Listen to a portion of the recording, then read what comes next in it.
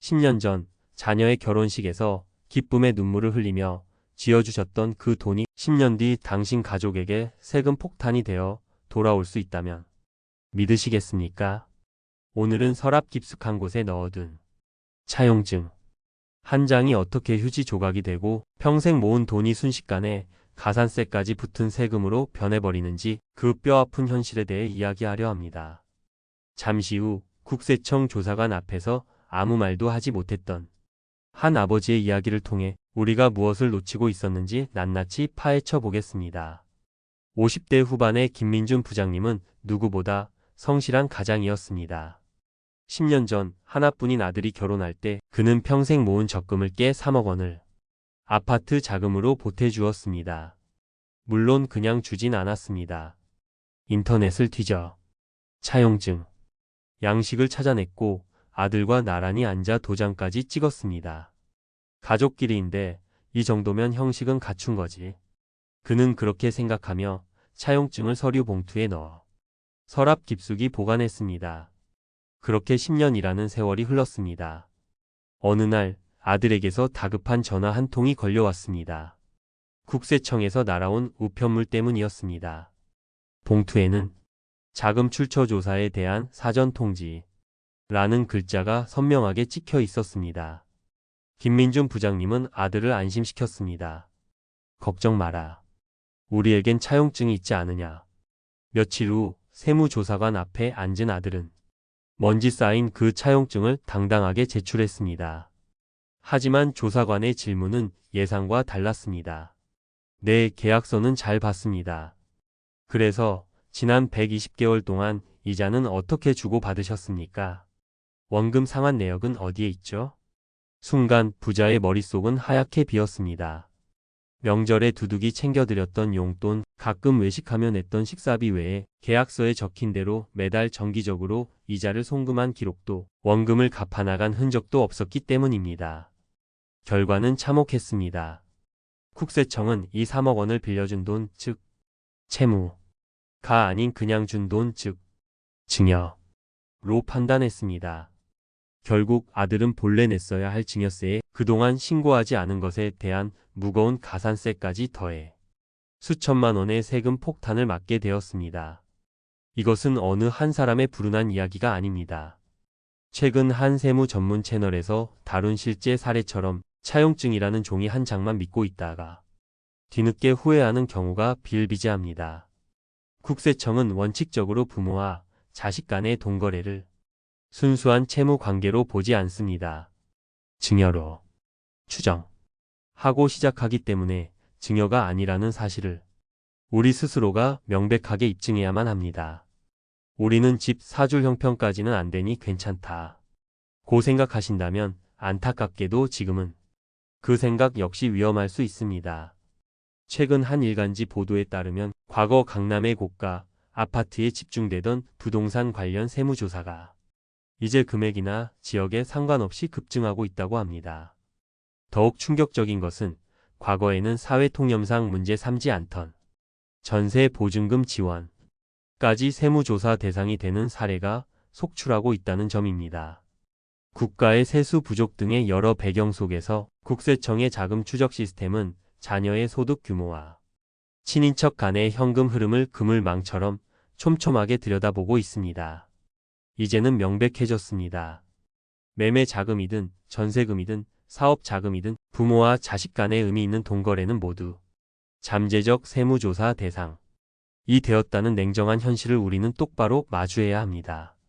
자, 지금까지 우리는 무엇이 문제인지 살펴봤습니다. 하지만 여기서 좌절하고 있을 수만은 없습니다. 지금부터가 진짜 중요합니다. 이 위험한 함정을 피하고 우리의 소중한 자산을 안전하게 지켜낼 수 있는 구체적이고 현실적인 방법을 알려드리겠습니다. 첫째, 단순한 차용증이 아닌 법적 효력을 갖춘 금전소비대차 계약서를 작성해야 합니다. 이름이 조금 어렵지만 핵심은 간단합니다.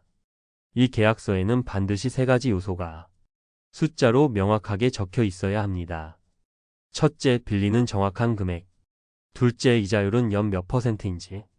셋째, 원금과 이자를 언제, 어떤 방식으로 갚을지에 대한 구체적인 상환 계획입니다. 이것은 나중에 형편되면 갚을게 같은 막연한 약속이 아니라 은행과 거래하듯 객관적인 채무 관계임을 증명하는 가장 첫 번째 단추입니다. 둘째, 나라에서 허락한 무이자의 조건을 현명하게 활용해야 합니다. 이자 때문에 가장 많이 고민하십니다. 하지만 세법에는 우리가 활용할 수 있는 지혜로운 길이 있습니다. 세법상 적정 이자율은 연 4.6%로 봅니다. 그런데 이보다 낮은 이자를 받거나 아예 무이자로 빌려주더라도 그로 인해 자녀가 얻는 경제적 이익, 즉 원래 냈어야 할 4.6% 이자 대비 덜 낸 이자 금액 이 연간 1,000만 원을 넘지 않으면 증여세를 매기지 않습니다. 한 국세청 출신 세무사의 설명에 따르면 이를 역으로 계산하면 원금 약 2억 1,700만 원까지는 무이자로 빌려주어도 증여세 문제가 발생하지 않는다는 결론이 나옵니다. 이것은 편법이 아니라 나라에서 허락한 가장 확실한 비과세 방법입니다. 셋째, 만약 빌려주는 금액이 크다면 최소한의 이자를 반드시 계산해야 합니다. 예를 들어 2억 1,700만 원을 초과하는 4억 원을 빌려준다고 가정해 보겠습니다. 이 경우 4.6%의 적정 이자는 연 1,840만 원입니다. 여기서 자녀가 얻는 이익을 1,000만 원 미만으로 맞추려면 최소한 연 840만 원을 초과하는 이자를 받아야만 합니다. 월로 나누면 약 70만 원이 조금 넘는 금액이죠.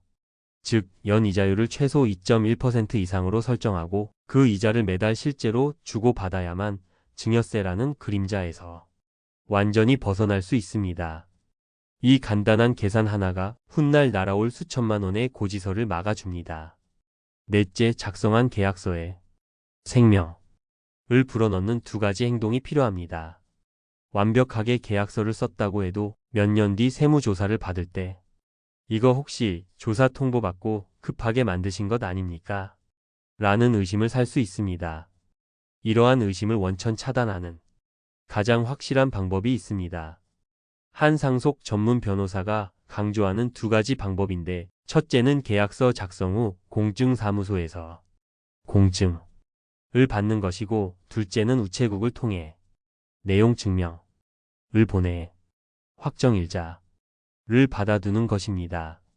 이 두 가지는 특정 날짜에 이 계약서가 실제로 존재했다는 사실을 국가기관이 증명해주는 더 이상 반박할 수 없는 증거가 됩니다. 다섯째, 가장 중요하지만 9분이 놓치시는 것 바로 실행과 기록입니다.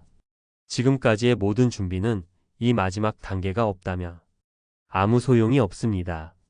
계약서에 명시된 대로 매달 정해진 날짜에 자녀가 부모에게 이자 또는 원리금을 반드시 계좌 이체해야 합니다. 나중에 한 번에 줄게. 이번 달은 현금으로 드릴게요. 같은 말은 절대 통하지 않습니다. 반드시 금융 기록이 남는 계좌 이체를 통해 수년간의 거래 내역을 명백한 증거로 차곡차곡 쌓아나가야 합니다. 이것이야말로 세무조사관 앞에서 그 어떤 말보다 강력한 무기가 되어줄 것입니다. 마지막으로 부모님을 위한 최종 체크리스트입니다. 바로 부모의 의무입니다. 자녀에게 꼬박꼬박 이자를 받으셨다면 아직 끝이 아닙니다. 많은 분들이 여기서 마지막 실수를 하십니다. 자녀에게 받은 이자는 부모님의 소중한 이자 소득입니다. 세법상 비영업 대금의 이익으로 분류되는데 이는 다음해 5월 종합소득세 신고 기간에 반드시 다른 소득과 합산하여 신고해야 할 의무가 있습니다. 이 마지막 퍼즐까지 완벽하게 맞춰야만 국세청이 보기에도 흠잡을 데 없는 정상적인 채무 관계가 완성되는 것입니다. 오늘 제가 드린 말씀들이 어쩌면 가족 사이에 너무 삭막하고 계산적으로 들릴 수도 있습니다. 피부치인 내 자식한테 돈 빌려주면서 이렇게까지 해야 하나 하는 서운한 마음이 드실 수도 있습니다. 하지만 다시 한번 깊이 생각해 주십시오. 이 계약서는 서로를 믿지 못해서 쓰는 불신의 서류가 아닙니다. 10년, 20년 뒤에 예고 없이 닥쳐올지 모를 세금 폭탄으로부터 우리 자녀와 가족이 평생 일궈온 소중한 자산을 보호 하기 위해 쓰는 가장 현명하고 확실한 안전장치입니다. 자녀를 위하는 부모님의 그 따뜻한 마음이 미래의 차가운 세금 문제로 얼룩지지 않도록 오늘 알려드리니 진짜 계약서의 의미를 꼭 기억해 주시길 바랍니다. 그것이야말로 이 시대를 살아가는 부모가 자녀에게 보여줄 수 있는 가장 지혜롭고 책임감 있는 사랑의 표현일 것입니다. 오늘 내용이 도움이 되셨다면 구독과 좋아요 버튼 한 번씩 부탁드립니다.